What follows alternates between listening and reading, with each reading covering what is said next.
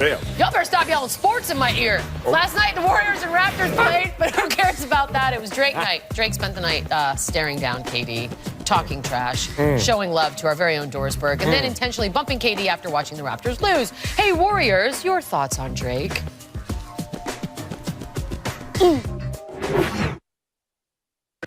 Drake's boost cost them the game tonight. What is that? I don't know. I don't get involved with fame. I'm just a low-key guy. Are you hanging out with Drake tonight? Is that what he's saying? No, not me. I'm not famous. I'm going to read my book. This was Drake night here, and he's the one who just interrupted us. Give me a taste of what the trash talk was like, what the what the interaction was like with your buddy there. I don't give a damn about no damn Drake night. So stupid. There's a lot of focus on Drake today. Raptors actually lost the game. There was a game. Did Drake ruin Drake night? You know, it's funny. Full disclosure here, I don't get what I'm watching right now because just 2 weeks ago, hanging out with our own Peter Rosenberg at Delilah's on a Friday night, guess who were best friends? I wasn't invited. Wow, guess who were best friends? One Kevin Durant after a loss to the Lakers, and one Drake was sitting there the whole night chopping it up at the bar. Were they booed up? I mean, they were cool as it could be in that moment, and now I see all this. I don't know what happened at the bar. That said, I think athletes can just totally block out Drake, block out the super fan. It's fun in the moment when like we had Jay-Z at one of our games. I say, hey, what's up, Jay-Z? Nice to meet you. Hey, Rihanna. Then you go play football. It's like I block you out. I think the opponents block you out, so Drake didn't really ruin anything. We're not allowed to reference that Jay-Z and Rihanna used to hang out. Oh, I saw it. I'm sorry. Look at me. I'm snitching Got a little up bit here. awkward there. I just snitched out. Sorry, I got you. I fixed it. It's kind of messed up for the Raptors, right? Like it's like you have a birthday party for your girlfriend and she comes and flirts with your better-looking, more successful best friend when he comes into town. That's the sort of messed up part. I mean, right you there, nailed that. Hey, listen, a little too close. We need to move on quickly.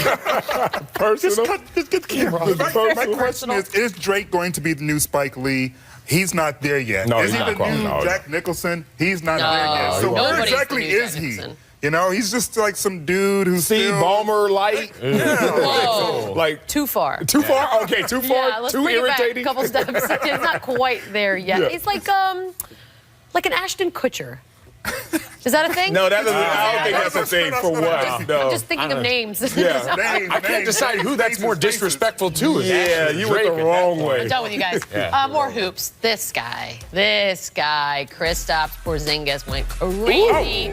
Career high 35 points, and in the process, he had some dunks.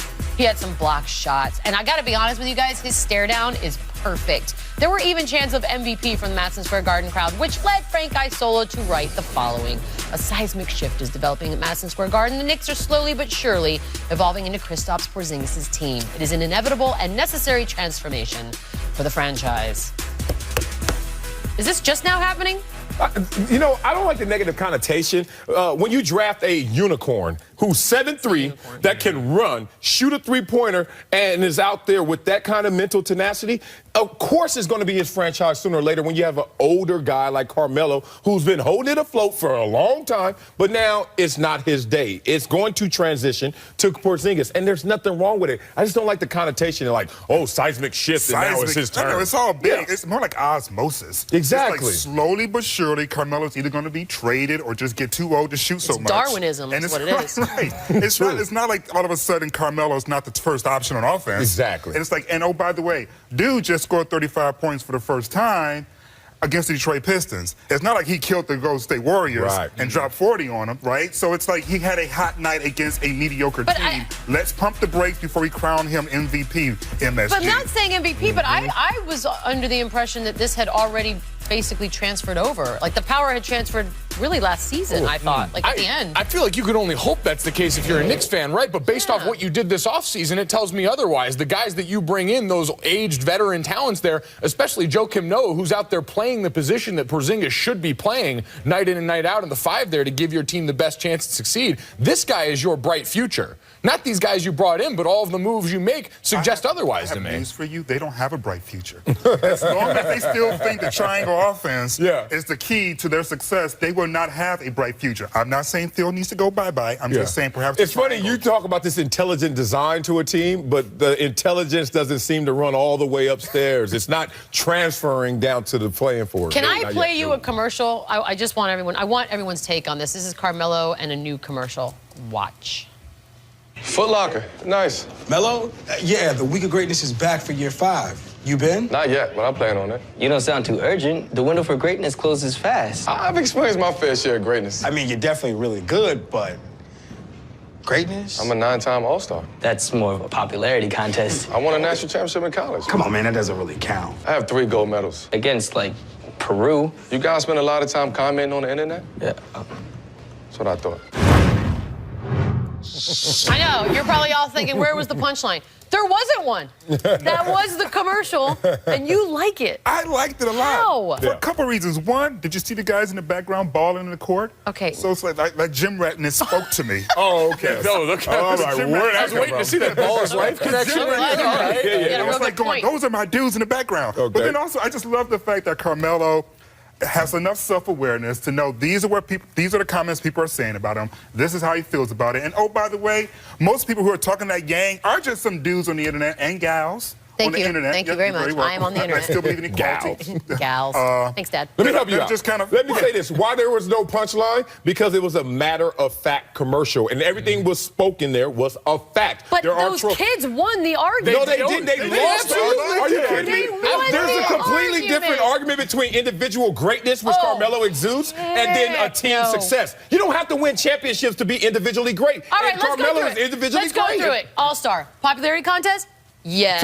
For some. Olympic For medals. some. Do we all care? No. No. Damian Lillard It's had a struggle getting an All-Star vote. I'm That's just- not popularity. It's a popularity contest for the starters. For but some. the coaches select for the the bench. reserves. Thank They you. vote for the bench. So I'm that's not talking pure. about his greatness, though. I'm talking about that commercial. And if I'm him, I'm upset I looking at hate Tom that Brady commercial. getting his shine in that Thank commercial, you. and all of a sudden mine, I get clowned by No, that. That's Tom exactly Brady's right. commercial was PR better than should be D'Angelo. fired. D'Angelo's was best. Okay. Then Tom Brady, and then Carmelo. We're going to do a whole special show about that. There we We go. do have baseball In to that order. show. Where's our week of greatness? Not really. We know. Gotta get great first. Yesterday, Kate Upton stood up for her fiancé, Justin Verlander, after the Tigers pitcher fell short of winning the AL Cy Young. He got the most first-place votes, but 2 voters left him off their ballot, and that is what she took issue with. Who tweeted, some pretty racy stuff, you guys. She also added he had the majority of first-place votes, and 2 writers didn't have him on their ballots.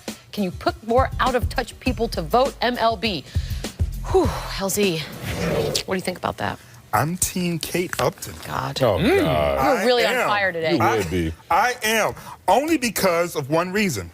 She's right. When you look at the major statistical categories in terms of a pitcher, in terms of what you need from them, how like a saint on person. God's green earth do you look at the numbers that Justin Verlander put up and decide that he's not first, second, or third on any ballot that you have? I don't 'Cause they did it.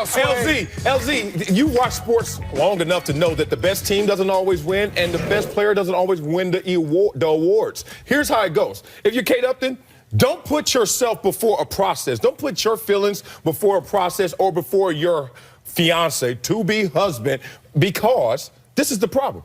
If you have an issue, look, Aisha Curry went through this. When you put yourself she did. before it, all of a sudden you come off as a selfish ham who's crying over spilled milk, who's a sore loser, who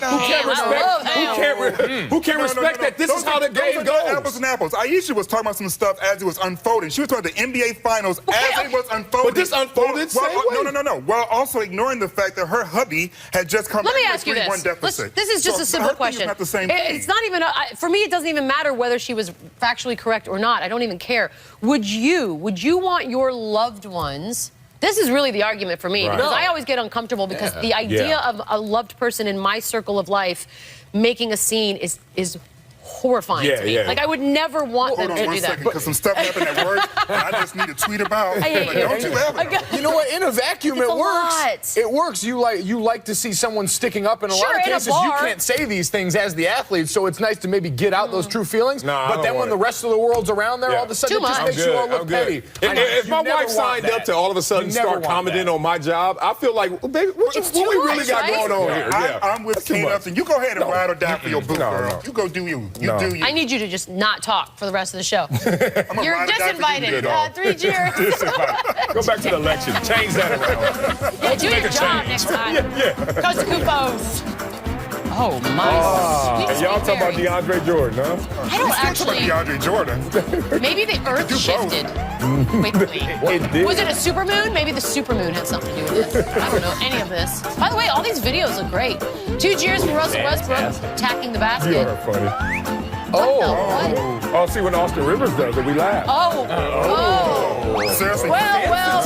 Just put him in the Lucky for you. I am sensitive. Y'all better not talk about Austin It's our Rivers. very first, not to be last, Jeer of the year for Austin Rivers. See what I'm saying? Yeah. Oh, what, for the team with the best record in the NBA? Whatever, dude. My time to shine.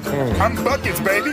Dad, did you like that? Coach, I did it. No, y'all act like the off-the-shot clock play doesn't work anymore. Off-the-shot clock. I I like like the that. acting afterwards. I got Hey, fouled. look, I got LeBron James fouled. last night needed a little break. You know, we all do, right? Some people had a problem with it, though. We'll discuss it next. I bet his posse ain't got a problem with it. This is Sports Nation. Sports Nation is presented by Toyota. Let's go places. Welcome back. We got to get right back into hoops talk because LeBron James sat out a game last night and Gasp. was not, didn't seem like a big deal to many except for Bob Kravitz, who wrote the following, quote, "The wussification of America is complete now. We have LeBron James sitting out the 11th game of the regular season. Remember the old days when Larry Bird and Magic Johnson routinely took the night off 3 weeks into the season so they could properly maintain their bodies and get the proper amount of beauty sleep? No? Me neither." Okay. By the way, I don't even want to pile on Kravitz because I've seen a few people doing this today, like getting really, really upset that he sat out. Is this a big deal? No, and Mr. Bob Kravitz. I mean, man. If you look at the statistics, which I am a big fan God. Why don't you of, understand? who has played more minutes than Magic Johnson and Larry Bird? Let me guess. LeBron freaking James. Hello. So while you're busy talking about how LeBron's being a wuss because agree. he's not showing up, there is no one of any generation that has played this many minutes at this point in their career ever, in large part because, he's in the playoffs.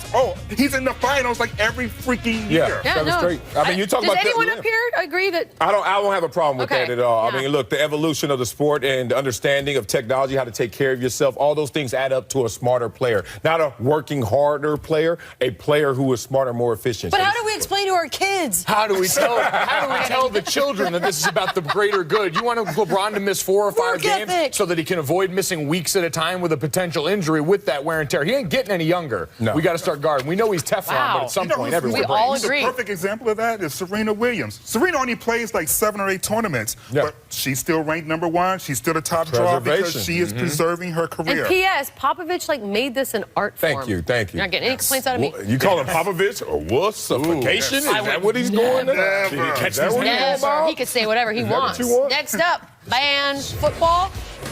Legendary orthopedic surgeon Dr. James Andrews, who has treated dozens of NFL players, thinks that if football was invented today, it would be outlawed. He told Sports Illustrated, if we started a new sport today and we wrote up the rules and regulations and we called it football, they probably wouldn't allow it. We're all trying to do everything we can to make football safer, but that's the way the sport is. That is an indictment, Marcellus, that football would be outlawed. And it wouldn't. Absolutely not. He spends a lot of time in the operating room, obviously. I spend a lot of time on the Pop Warner field. I will admit, fewer number of parents are signing up 8-year-olds, but there were still hundreds and hundreds of 8-year-olds running around there. These parents are cognizant of what can come from playing the sport. These parents are cognizant that these kids are not all going pro, and they still love the experience. So it wouldn't be outlawed. We've had gladiator sports throughout time, boxing, UFC now. You go back to medieval times. All kind of sports have always showed violence, and now that people know their consequences, they still sign up. Did you just reference medieval times? I mean, you go all the way back, all the way to almost He dinosaurs. Game of Thrones it. I mean, not entertained. medieval times. I'm sure those were all highly regulated Jousting. skills. That's why you are here. Like, we've always had violence in our sports. FEMA was overseeing all that. It's all